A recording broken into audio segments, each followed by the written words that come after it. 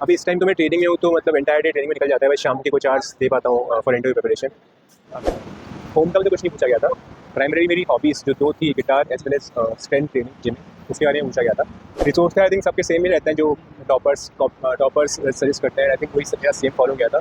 18 घंटे पढ़ना तो आप सोचो लॉजिकली पॉसिबल नहीं, बिकॉज 6 घंटे कम से कम सो गए तो फिर एडवांस बुक के लिए सभी को पता है उसमें क्या और वैल्यू एडिशन करनी चाहिए और कहाँ से रिसोर्स को और कलेक्ट करना चाहिए, कुछ बता दो। हाय एवरीवन, स्वागत है एक नई वीडियो में। जैसा आप सभी को पता है, हम लगातार यूपीएससी के इंटरव्यू कवर कर रहे हैं। सर अभी इंटरव्यू देकर आया, सर का पूरा एक्सपीरियंस जानेंगे, इंटरव्यू कैसा हुआ और किस प्रकार के क्वेश्चन पूछे गए, और सर की स्ट्रेटजी के बारे में बातचीत करेंगे और करेंगे स्ट्रगल लाइफ के बारे में। तो सर सबसे पहले आपको बहुत बहुत बधाई इंटरव्यू में अपेयर होने के लिए। Thank you. हमारे यूट्यूब चैनल पर आने के लिए बहुत बहुत धन्यवाद आपका। सर थोड़ा अपने बारे में बताइए। मेरा नाम सौविक है, मैं जयपुर राजस्थान से हूँ। मैंने अपनी ग्रेजुएशन IIT बॉम्बे से की है केमिस्ट्री के अंदर। ये मेरा 3rd अटेम्प्ट था और अभी प्रेजेंट में मैं सर्विस के अंदर हूँ, इंडियन डिफेंस सर्विस। और ये अटेम्प्ट आपका 3rd था, आपका ऑप्शनल कौन सा?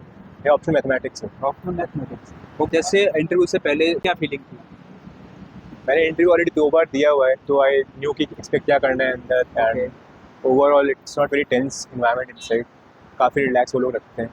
बट थोड़ा टेंशन तो होता ही, because everyone wants to score good in interview to get into good service. तो थोड़ा सा टेंशन था, but it was all right. Okay sir. Sir gate से लेके अंदर इंटरव्यू हॉल तक का सारा प्रोसेस बताइए, क्या क्या प्रोसेस करना गुजरना पड़ता है? सबसे पहले बाहर CI से पहले आपका आइडेंटिटी कार्ड और आपका जो ई-समन लेटर होता है उसे चेक करते हैं, आपकी फ़ोटो मैच करते हैं। Then they allow you to go inside. अंदर जाकर आपका कोई भी डिवाइस अगर इलेक्ट्रॉनिक है, एग्जाम्पल योर फ़ोन और योर आईपैड, वो रख लेते हैं खुद के पास में। फिर आपको जो हॉल है वहाँ बिठाया जाता है, आपका डॉक्यूमेंट वेरीफाई किया जाता है वहाँ पे, and according to the number of sequence आपका जहाँ पे लाई करता है, उस टाइम पे आप जाकर इंटरव्यू देते हैं। ओके। जो अंदर का स्ट्रक्चर होता है कैसा होता है? जैसे बहुत सारे मैंने पूछा तो बोलते हैं 12th फेल मूवी की तरह है। अब मैंने 12th मूवी देखी नहीं है अभी, I can not comment, but अंदर से एकदम गोल बिल्डिंग होती है एंड उसी में टेबल्स अरेंज होती है, तो ऐसा है। पहला क्वेश्चन स्टार्ट कहाँ से हुआ? सो मेरा हॉबी जो है इट इज़ गिटार। ओके। तो सर आज की why is every third candidate filling guitar as their hobby? Everyone wants to become a rock star in India और इंडिया में सबको रणबीर कपूर बनना है। सो सर का थोड़ा फनी में स्टार्ट किया था एंड वहीं से प्रोसीड होता गया टुवर्ड्स माय अदर डैफ पार्ट, और थोड़ा ओपिनियन बेस्ड क्वेश्चंस आए थे। अच्छा, टैप से किस टाइप के क्वेश्चन लिए? एक होम टाउन टैप हॉबी है। होम टाउन तो कुछ नहीं पूछा गया था। प्राइमरी मेरी हॉबीज़ जो दो थी, guitar as well as strength training, gymming, उसके बारे में पूछा गया था। सेकेंड मेरा ऑप्शन मैथमेटिक्स है, तो मैथमेटिक्स के ऊपर थोड़ा बैकग्राउंड की किस तरह के मैथमेटिशियन ने कंट्रीब्यूट किया इंडिया के अंदर, माय फेवरेट मैथमेटिशियन कौन है मेरा। इसके अलावा मेरी सर्विस जो प्रेजेंट है इंडियन डिफेंस सर्विस, इसके बारे में पता कि अभी कैंटोनमेंट बोर्ड्स का एक्सीजन में चल रहा है, तो what are your views on that. तो टैफ का इतना पार्ट था। Apart from that mostly opinion based था कि what is creativity, how do you think creativity can be taught और लर्न, इस तरह के सवाल। कोई सिचुएशन बेस्ड क्वेश्चन आपसे पूछा हो? सिचुएशन बेस्ड नहीं। और भी क्वेश्चन जो रिकॉल कर रहे हैं, क्योंकि इस समय करंट मुद्दा चल रहा है, राम मंदिर से लेकर कोई क्वेश्चन लिया? कोई भी कंट्रोवर्शियल नहीं पूछा गया था। एक क्वेश्चन मैम ने पूछा था about the recent IT bill जो OTT प्लेटफॉर्म को रेगुलेट करने के लिए किया गया है, प्लस आर्टिफिशियल इंटेलिजेंस, उसके बारे में हमें कैसे रेगुलेट करना चाहिए, कैसे प्रोसीड करना चाहिए, उसके हार्म ज़्यादा है या फिर बेनिफिट ज़्यादा है। These kind of questions were जो करंट से रिलेटेड था, यही था, नथिंग कंट्रोवर्शियल। ओके। अभी जैसे आपने बताया 2 इंटरव्यू में आप फेयर हो चुके हैं, लास्ट के मुकाबले आपकी बार क्या इम्प्रूव किया? आई थिंक इंटरव्यू में it is more about having a conversation with them. अगर आप if you are able to strike conversation से बात कर पा रहे हो, डिस्कस कर पा रहे हो, अपने व्यूज़ रख पा रहे हो, I think that is the way to get good marks. Last year तक आई फेल्ट कि it was more of a question answer round. वो मुझसे पूछ रहे थे, I was answering them, but कोई प्रॉपर कॉन्वर्सेशन एंगेजमेंट नहीं कर पाया था, एंड आई फेल्ट कि थोड़ा सा वो इशू था, and I tried working on this, but I only पता पड़ेगा जब मार्क्स आएंगे उसके बाद। ओके। सर आप देखेंगे इस समय यूपीएससी का प्रीलिम्स है, काफ़ी कॉम्प्लिकेट होता जा रहा है। बात करें CSET को लेकर, तो CSET को क्या आपके रिसोर्सेज? CSET के लिए मैंने कुछ एफर्ट नहीं किया, बिकॉज मेरा बैकग्राउंड साइंस में और मैथ्स में ही रहा है। मेरा ग्रेजुएशन का IT से हुआ है, तो मुझे नीड नहीं पड़ा उसका कभी CSET। जो बिगनर हैं, ह्यूमैनिटीज बैकग्राउंड के एस्पिरेंट हैं, उनके लिए आप क्या सजेस्ट करना चाहिए? आई थिंक प्रीवियस क्वेश्चंस जो है वो अच्छा सर्व कर सकते हैं तो एज अ स्टार्ट पॉइंट। जो टॉपिक्स में आते हैं, जैसे लास्ट ईयर प्रोबेबिलिटी बहुत आया था, सो उसका ब्रशअप कर सकते हैं, प्लस नंबर थ्योरी पूछने लगे हैं आजकल, वो पढ़ सकते हैं। बस आई थिंक आधा घंटा मुझे अगर देंगे और 1 मंथ कराऊँ, तो I think it should suffice, इससे हो जाना चाहिए। बस बाकी पिछले तक पे करते रहो एंड थोड़ा उससे अपना खुद का ध्यान बढ़ाते रहो। बात करें जो जनरल पेपर के लिए, तो जनरल पेपर के क्या क्या रिसोर्सेज हैं आपके पास? प्रीवियस क्वेश्चन एंड कुछ न्यू एड। मतलब रिसोर्स आई थिंक सबके सेम ही रहते हैं, जो टॉपर्स सजेस्ट करते हैं। आई थिंक वही सब मेरा सेम फॉलो किया था। मैंने फोकस किया था more on past year question papers plus test series मैंने बहुत लगाई थी। एंड जस्ट सिर्फ टेस्ट सीरीज सॉल्व नहीं करना, उनको बाद में एनालाइज भी करना और जो मिस्टेक है उनको सीखना। प्लस जो स्टैटिक पार्ट है उसको बहुत स्ट्रॉन्ग होना चाहिए, बिकॉज उसमें कोई भी क्वेश्चन आए it should not be wrong, but otherwise lose करना पड़ता है काफ़ी पॉइंट्स। तो आई थिंक स्टैटिक अगर स्ट्रॉन्ग रहे प्लस करंट को अच्छे से पढ़ते रहो और क्वेश्चंस की प्रैक्टिस करते रहो और नए तरह के क्वेश्चन जो आते हैं उनको अडॉप्ट करना सीखो। आई थिंक शुड सकता जैसे करंट को कहाँ से वैल्यू एडिशन करें, करंट को लेकर न्यूज़पेपर, मैगजीन एंड और कोई सोर्स? मेरा personally newspaper was the primary source for current affairs. इसके अलावा कुछ बाकी कोचिंग्स की मंथली मैगजीन्स आती है, वो आप कोई भी उठा सकते हैं। एंड फिर काफ़ी कोचिंग्स की मतलब एंड में कंपाइलेशंस भी आते हैं through for the entire year.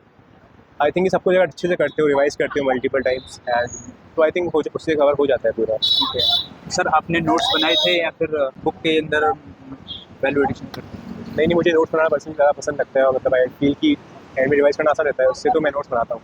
Notes plus short note. हाँ, शॉर्ट नोट्स बनाता हूँ। तो बात करते हैं यहाँ से आपकी मेंस की स्टेट। तो मेंस की स्टेट किस तरह की? मेंस में प्राइमरीली मेरा फोकस था on my optional, because optional बहुत बड़ा है, टाइम लगता है उसको पढ़ने में, मैथमेटिक्स उसमें अच्छा स्कोर कर पाऊँ, प्लस एथिक्स में अच्छा स्कोर कर पाऊँ। और to improve upon I think खुद के आंसर्स लिख के उसे खुद एवरीडे बेटर करना, comparing yourself with topper copies जो टॉपर्स के मार्क्स आए हैं, बिकॉज उन्हें मार्क्स के सीजन से मिलते हैं। You can just look at them कि वो क्या कर रहे हैं जो आप डिजर्व कर रहे हैं।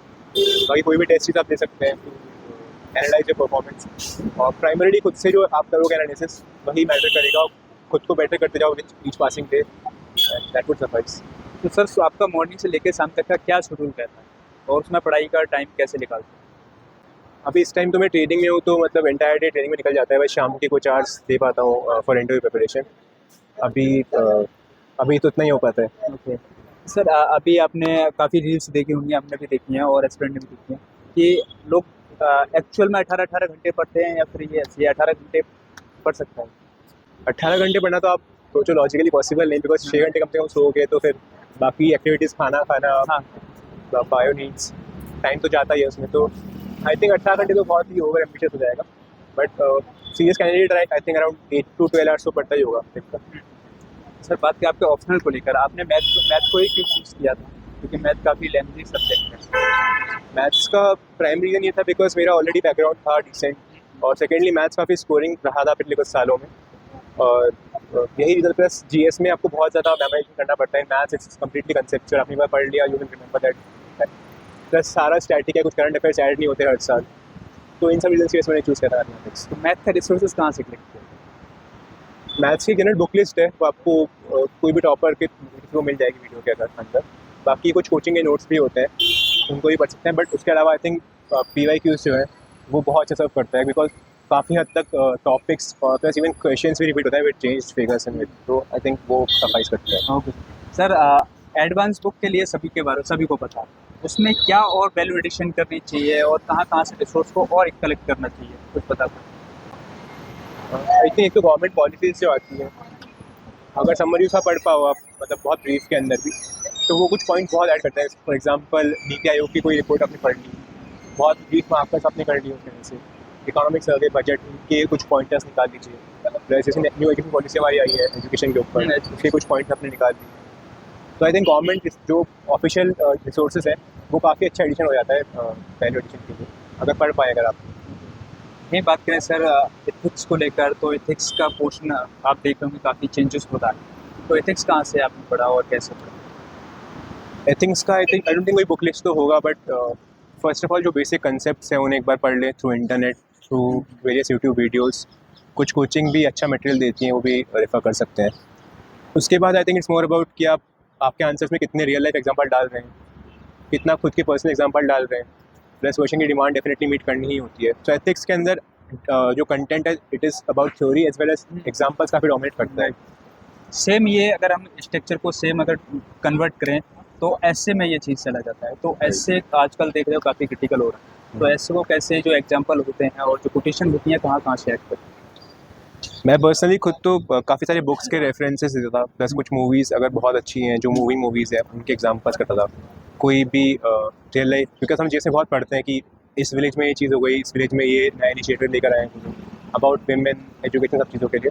तो आई थिंक वहाँ से अगर आप लोग ध्यान से पढ़े और उनको कलेक्ट करते जाए एक छोटे से नोट्स के अंदर, सो आई थिंक उससे अच्छा अपना मटेरियल रेडी रहता है ऐसे के।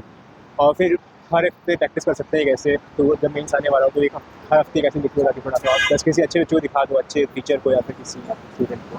आई थिंक उससे हो जाना चाहिए। सर लास्ट मैसेज आपका क्या रहेगा जो एस्पिरेंट को है 24 यूपीएससी में प्रीलिम्स में बैठने वाले हैं, लास्ट मैसेज आपका क्या है? प्रीलिम्स के लिए आई think static part is very important, उस पर एकदम कमांड अच्छा होना चाहिए, स्पेसिफिकली इकोनॉमी पॉलिटी जो बेसिक क्वेश्चन है वो गलत नहीं होने चाहिए। इसके अलावा करंट पे तो फोकस करना ही है and be ready to expect the unexpected in the examination, because question किसी भी तरह का आ सकता है। लास्ट इतना चेंज हुआ था, इस साल कुछ और भी चेंज हो सकता है। सो बस अडेप्टिव रहिए एग्जाम के अंदर and try to attempt as many question is possible, because I think that is one of the secrets जो काफ़ी सेलेक्ट बच्चे करते हैं और जो बच्चे नहीं होते वो नहीं कर पाते। तो आई थिंक ये करते हैं तो एवरीवन शुड एंड वेल।